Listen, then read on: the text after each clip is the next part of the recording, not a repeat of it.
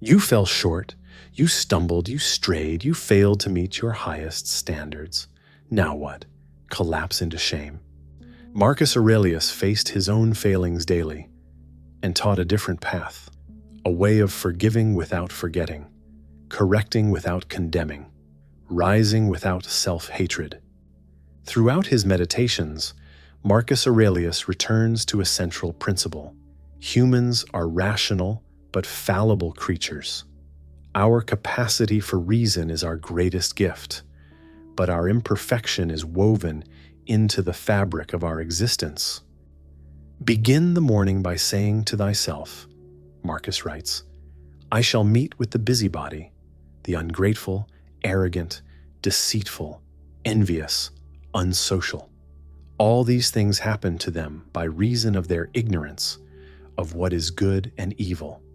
But I, who have seen the nature of the good, that it is beautiful, and of the bad, that it is ugly, I can neither be injured by any of them, for no one can fix on me what is ugly, nor can I be angry with my kinsman, nor hate him. Error in the Stoic understanding is not corruption, it is deviation from the path, and thus demands return, not punishment. Marcus teaches us that when jarred, we should revert at once to yourself. This is not retreat but restoration. Consider, in every moment you feel unsteady from some failure or fault, the correction doesn't begin with condemnation but with recognition. You have strayed. Now simply return. If thou art pained by any external thing, he reminds us, it is not this thing that disturbs thee, but thy own judgment about it. And it is in thy power to wipe out this judgment now. Here lies the key to Stoic self-forgiveness. The recognition that our power lies not in never erring, but in our response to error. The Emperor Marcus wrote his reflections not as a perfect man, but as one continually seeking to perfect himself. Throughout his meditations, we find the words of someone who stumbled regularly, yet refused to remain fallen. When thou hast been compelled by circumstances to be disturbed in a manner, quickly return to thyself, and do not continue out of tune longer than the compulsion lasts, for thou wilt have more mastery over the harmony by continually recurring to it. Is this not a more honorable path than endless self-flagellation? Is it not more useful? The Stoic path acknowledges error without dwelling in it. Correction is not punishment, it is duty. What keeps us trapped in cycles of shame? Marcus offers profound insight. Excessive self-reproach stems from ego, the belief that we must be above error. He writes, Dost thou not see how many things thou doest like the many? When then thou blamest others, remember that thou also doest many things wrong, and that thou art a man like others. This recognition dissolves the delusion of expected perfection. True Stoicism demands humility. Recognize the mistake, correct course, move on. As Marcus advises, if thou art pained by any external thing, it is not this thing that disturbs thee, but thy own judgment about it. When we collapse into shame, we reveal our hidden pride. The voice that says, "How could I have been so foolish?" secretly believes it should be above foolishness. The Stoic sees this contradiction clearly. Marcus reminds us, how ridiculous and what a stranger he is who is surprised at anything which happens in life. Examine this perspective. The man who expects himself to be flawless sets himself against nature. Nothing in the universe exists without imperfection. Even the stars, which Marcus contemplated often, have their irregularities and perturbations. You have power over your mind, not outside events, Marcus reminds us. When you err, you simply demonstrate your humanity. The shame that follows comes not from nature, but from judgment, your expectation that you should somehow transcend human limitation. In your daily practice, notice when self-criticism veers into shame.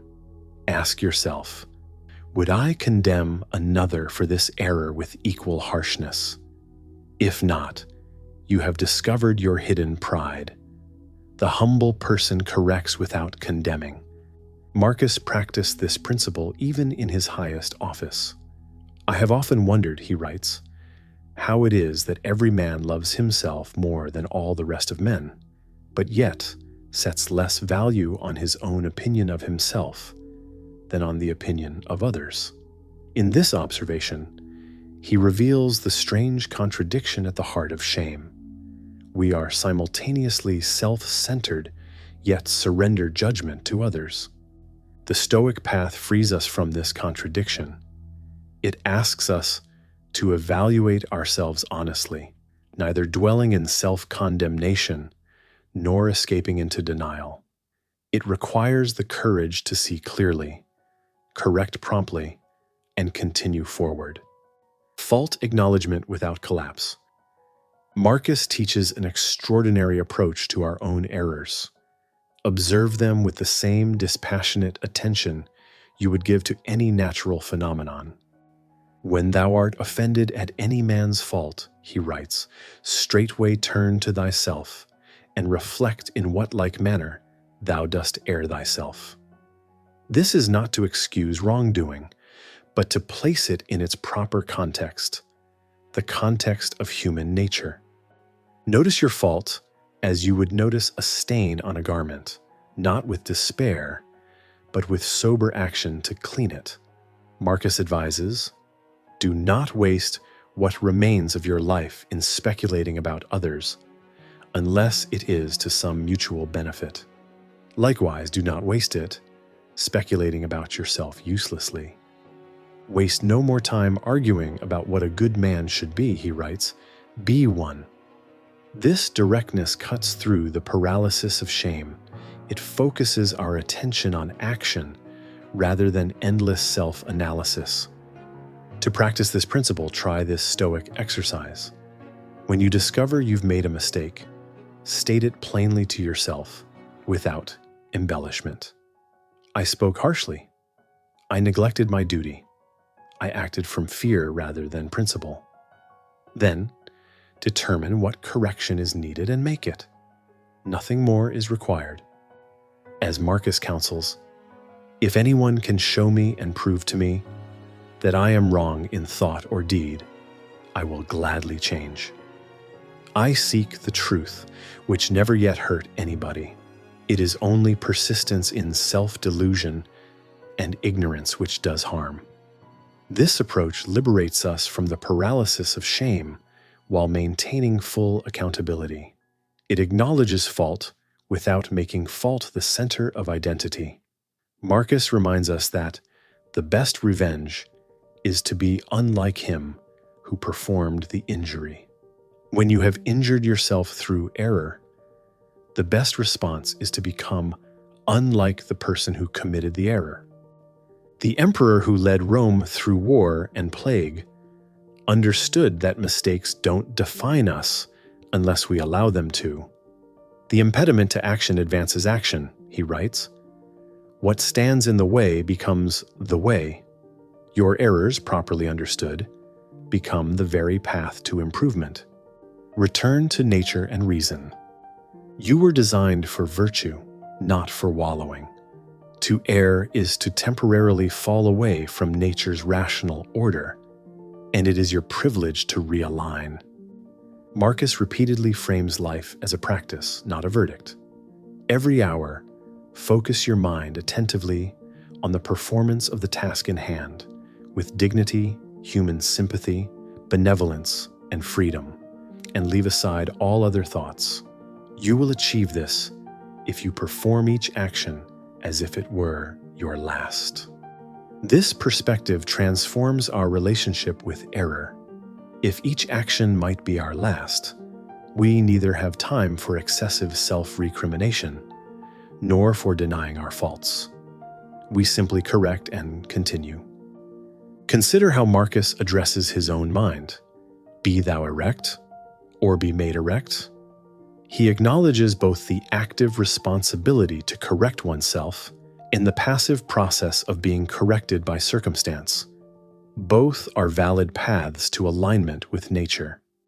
The Stoic path recognizes that to be human is to err, but also to possess the capacity for correction. As Marcus states, if it is not right, do not do it. If it is not true, do not say it. When we have failed in this simple directive, we need only return to it, immediately, without delay or drama. Nature itself models this constant process of correction.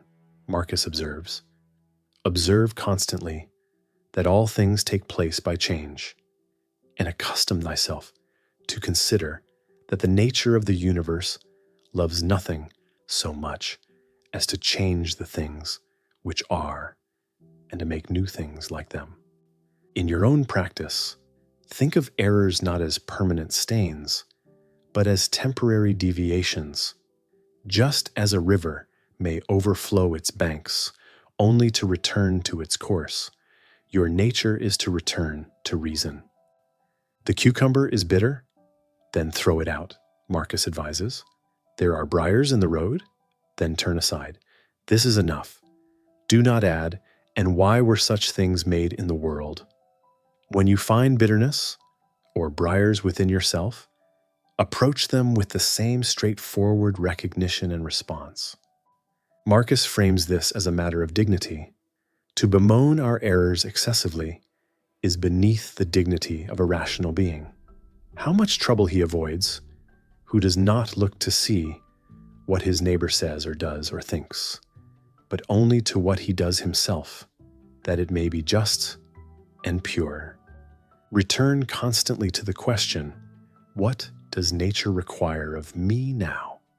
Not what I did yesterday, not what others expect, but what, in this moment, does my rational nature demand? Morning reflection. Anticipate minor failures. Begin each day by anticipating that you will make errors, not to resign yourself to them, but to prepare your mind to recognize and correct them promptly. Marcus advises, say to yourself in the early morning, I shall meet today ungrateful, violent, treacherous, envious, uncharitable men. All of these things happen to them by reason of their ignorance of what is good and evil. This preparation removes the shock of error, both in others and in yourself. It acknowledges human limitation without surrendering to it. Daily correction. Note small deviations without judgment. Throughout your day, practice monitoring your thoughts and actions dispassionately. When you notice deviation from virtue or reason, simply note it and correct course. Marcus models this in his own reflections. About what am I now employing my own soul? On every occasion, I must ask myself this question and inquire, what have I now in this part of me which they call the ruling principle? This frequent self-examination prevents small errors from becoming entrenched habits. It keeps you aligned with your nature without falling into excessive self-criticism. Build a fault ledger, not to shame yourself, but to track victories in self-restraint. Consider keeping a daily record, not just of your faults, but of your corrections. This practice transforms self-monitoring from a source of shame to evidence of progress. Marcus himself models this with his meditations, a record not of perfection, but of persistent correction. His personal writings reveal a man constantly returning to first principles, constantly realigning himself with reason. Your own ledger might include both where you erred and how you restored yourself to reason. Over time, you'll notice patterns that allow for more rapid correction and eventually prevention. Practice self-forgiveness with calm expectation. As Marcus advises toward those who err, teach them then, and show them without being angry. Extend this same grace to yourself. When you stumble, remember Marcus's words. The best way of avenging thyself is not to become like the wrongdoer. When you have wronged yourself through error, your best recourse is not to compound the injury through shame, but to transcend it through correction. Practice saying to yourself what Marcus might have said. There must be foolish actions in the world. Why not forgive yourself as you would forgive them? This is not excuse, but acknowledgement, the necessary foundation for genuine correction.